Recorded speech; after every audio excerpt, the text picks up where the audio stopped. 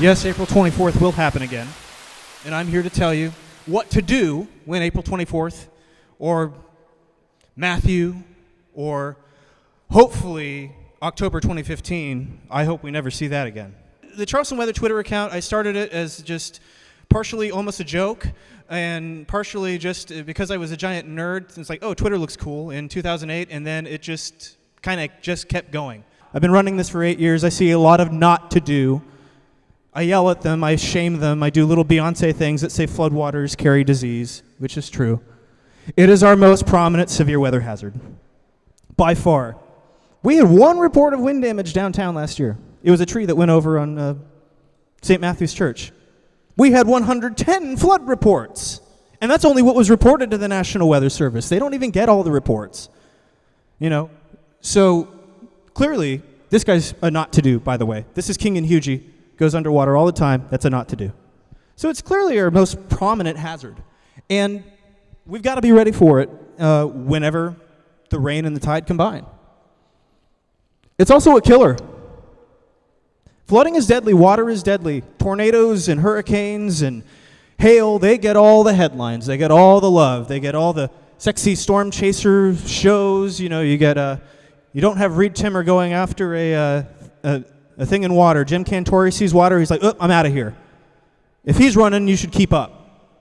Flooding killed more people in 2016, 126 people, than tornadoes, lightning, and hurricanes combined, nationally.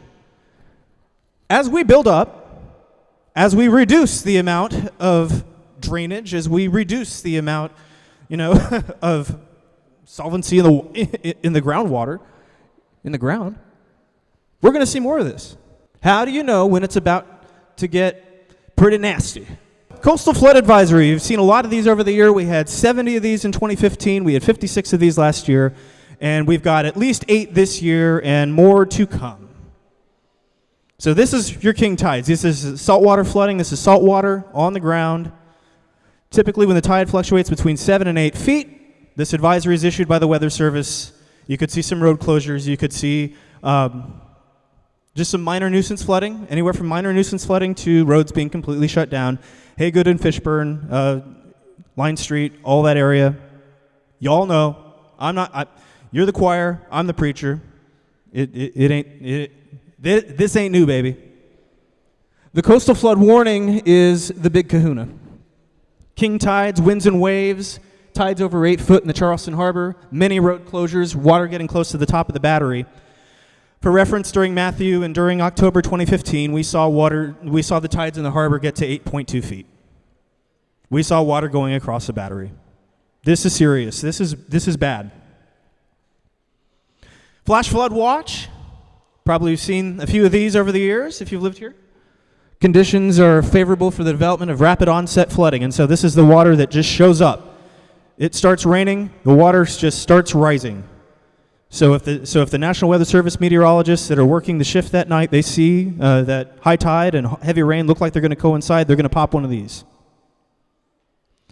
Flash flood warning. This is what makes your phones go boo! And just your phones lose their mind, and everybody in the room is like, oh my God, my phone is losing my mind. Yeah, because this is dangerous business.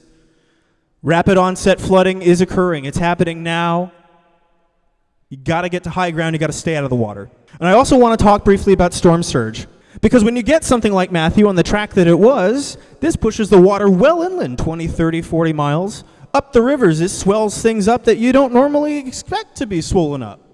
We didn't evacuate because, last year, we didn't evacuate and our company didn't cancel our conference because of the winds. No, we knew the winds were going down. It's the water. The water is the biggest problem. The water is the biggest danger.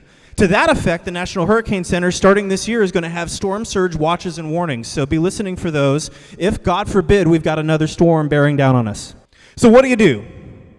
First, don't panic. I think the best thing that everybody can do, the best defense is a good offense. And so,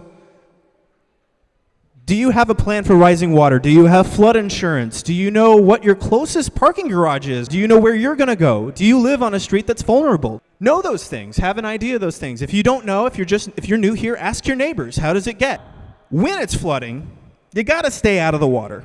You are wading in chemicals, you are wading in oil, you are wading in everything that was in the sewer. Don't drive through it. 2 feet of water can take your car away. There are water rescues. There are water rescues on April 24th. And finally, as the sea levels come up, and as we develop and as we build, meteorologists, scientists need to know about where the flooding is happening, because that's going to change. The best place to report is the National Weather Service in Charleston. NWS Charleston SC on Twitter, weather.gov/CHS, and then there's a phone number there. Your local television meteorologist, they're all good. We've got great meteorologists in Charleston. CHSWX hashtag on Twitter, and at CHSWX, that is me. And I will make sure that your report gets to the right people. Thank you very much, everyone.